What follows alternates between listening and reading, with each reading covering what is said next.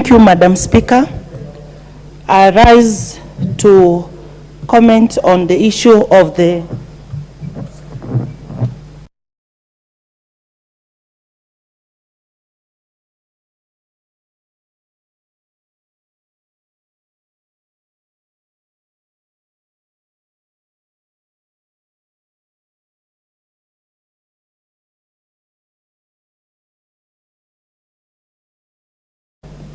you have not come to government offices when employees are maybe supposed to go for a trip. The person in charge will always want to be accompanied by ladies who compromise. He will always want his girlfriends to accompany him. This thing is very common. I'm even wishing we have annual reports where we celebrate or we give statements through the suggestion box at various public and private offices to know what's ailing the workers. We should not speak and go. We must be doers.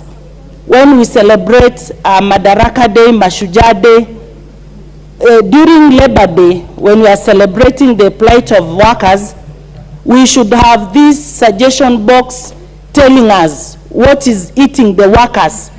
And this is when, Madam Speaker, you will learn that workers are really suffering, because the trips are very normal for workers to visit Mombasa or even to go outside the country.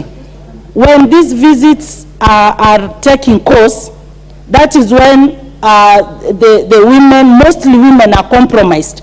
If you are not going with so and so and you will not be maybe sleeping with him, you will not go for that trip. Or if you go for that trip and you don't agree to what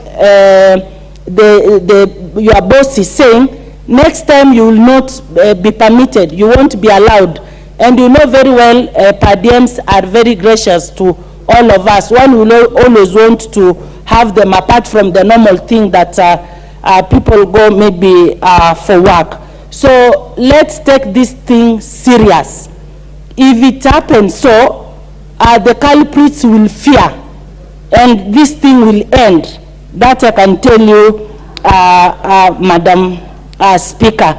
And lastly, on the issue of sharing of videos and demeaning women, it's so surprising that most of the people, we are never approached by fellow women for sex or love matters. We are always approached by our dear men, and we wonder why they take the sweet moment to be a disaster to the woman.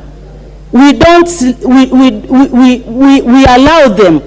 We accept the advances that they make to us. All of a sudden, it's on social media. And the people who share these clips more are men. Like the clips that is circulating, you can see by yourself, the clothes that are being worn by the one being suggested to be the one are totally different. But people will convince you, no, this is the same person, it's the same picture, just because they want to bring down someone. Let's be serious. Let's be doers and not talkers, so that we can, for once, deal with this issue of sexual harassment in our private and public sector. Thank you, Madam Speaker. Thank you very much, Member for Kisii. The Honorable Cynthia Muge, Member for Nandi County.